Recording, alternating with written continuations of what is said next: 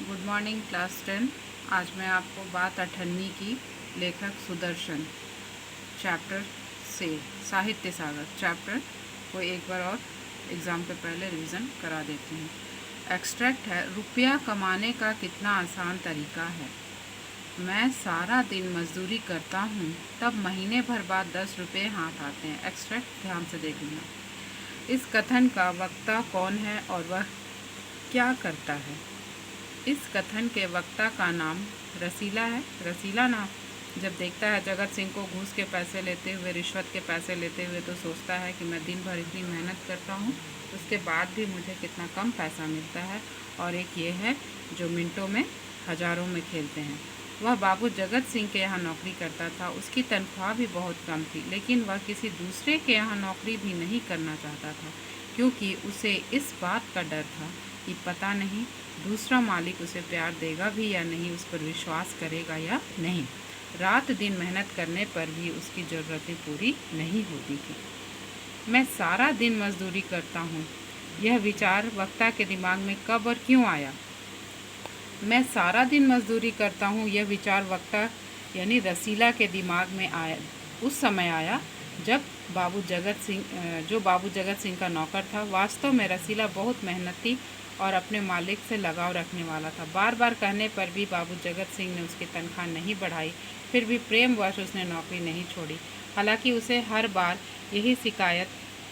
बार यही कहा जाता था कि तनख्वाह नहीं बढ़ाऊंगा, जो तुम्हें ज़्यादा दे दे उसके पास जाकर नौकरी कर लो। इसके बाद भी वो नौकरी करता रहा। लेकिन जब उसने बाबू जगत सिंह को किसी से यह कहते सुना कि इतनी सी रकम देकर आप मेरा अपमान कर रहे हैं, तो उनके दिमाग में यह बात आई कि मैं तो सारा दिन मजदूरी करता हूँ, फिर भी मुझे बहुत कम पैसे मिलते हैं, और दूसरी ओर ये लोग बिना किसी मेहनत के रिश्वत लेकर मिनटों में हज़ारों रुपये कमा लेते हैं। प्रस्तुत वाक्य में रुपया कमाने का आसान तरीका किसे बताया गया है। आप जान सकते हो रिश्वत को बताया गया है। क्यों? लेखक ने रिश्वत के द्वारा रुपया कमाने को आसान तरीका कहा है क्योंकि इसके लिए उन्हें किसी तरह की मेहनत नहीं करनी पड़ती, जबकि मेहनत से पैसा कमाना काफ़ी मुश्किल होता है। लोग मेहनत करते करते पूरा जीवन बिता देते हैं, फिर भी उन्हें सुख चैन नहीं मिल पाता। यहाँ यह बताया गया है कि इंजीनियर होते हुए भी बाबू जगत सिंह चुपके से रिश्वत लेते हैं, जबकि उनके पास पैसों की कमी नहीं है।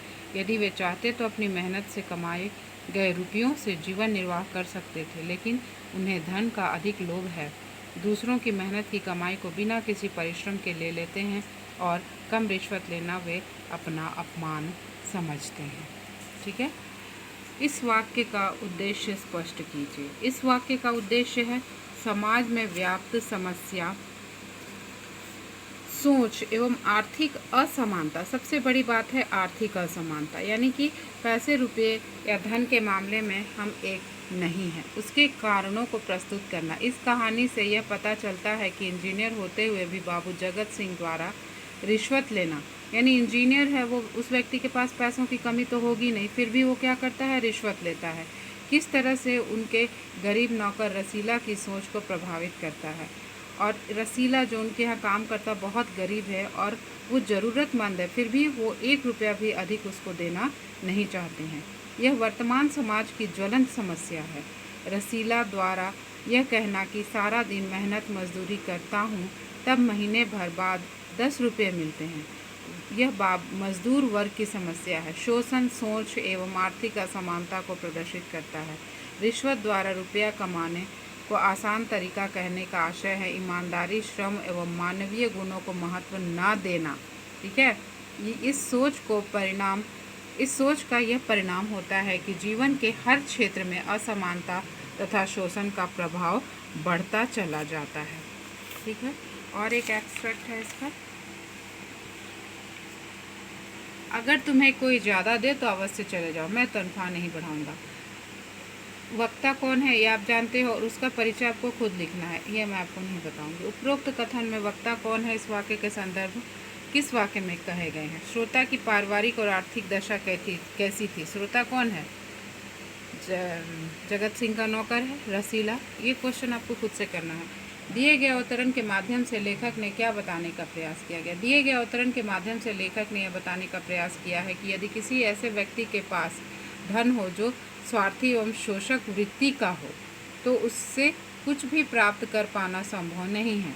कहानीकार के अनुसार बाबू जगत सिंह आर्थिक रूप से संपन्न थे, उनके पास पैसों रुपयों की कमी नहीं थी, लेकिन सहयोग यानी वो किसी की मदद करना नहीं चाहते थे। भावना की उनमें बेहद कमी है। उन्होंने पूरे मन से अपने साथ इतने अधिक समय से काम करने वाले रसीला की भी तनख्वाह बढ़ाने से मना कर दिया, जबकि वह जानते थे कि रसीला बहुत गरीब है। इन पंक्तियों से एक दूसरी समस्या भी उभर कर सामने आती है कि धनी लोगों को मात्र कुछ रुपए खर्च करने पर ही गरीब लोग नौकर के रूप में मिल जाते हैं। एक एक्सट्रैक्ट और बता देते हैं उसका।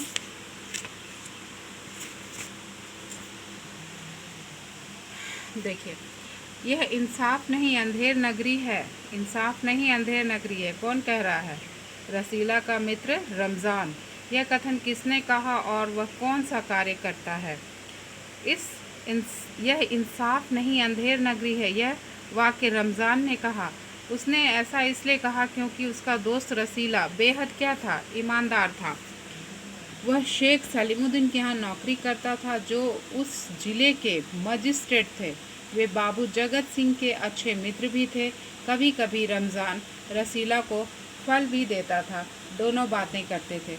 अठन्नी की चोरी किसने की थी, वह क्यों? अठन्नी की चोरी रसीला ने की थी। इसका कारण यह था कि वह अठन्नी रमज़ान को देकर कर्ज मुक्त होना चाहता था, क्योंकि रमज़ान ने उसे कुछ पैसे दिए थे ना जब उसके बच्चे बीमार थे। तो 1500 का चोर किसे कहा गया है और क्यों?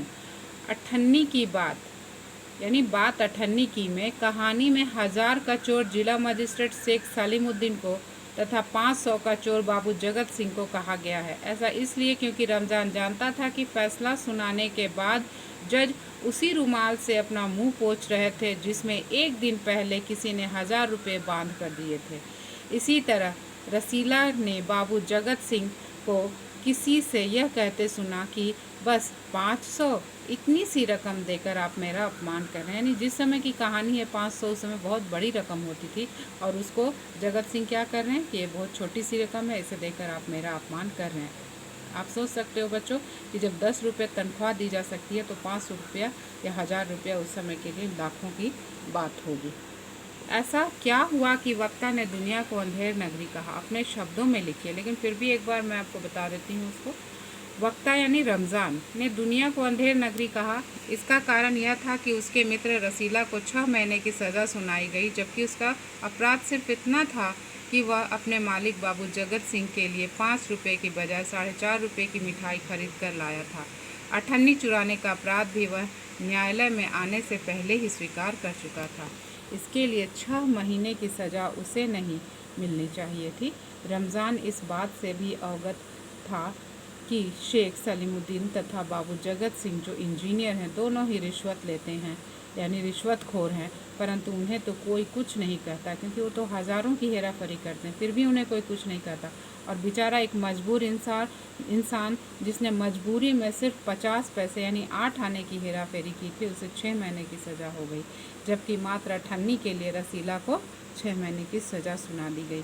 उसे लगता है कि यह दुनिया न्याय नहीं क्या है, अंधेर है। यदि अठन्नी के लिए 6 महीने की सज़ा, तो फिर हज़ारों और सैकड़ों के लिए कितनी सज़ा होनी चाहिए? लेकिन वो आराम से नरम बिस्तर पर सो रहे हैं और 8 आने का चोर जेल के सलाखों के पीछे सज़ा काट रहा है। बच्चों, आज मैं आपको इतना ही बताऊंगी। बात अठन्नी की एक बार अच्छे से आप रिवीज़न कर लेना एग्ज़ाम से पहले। Thank you.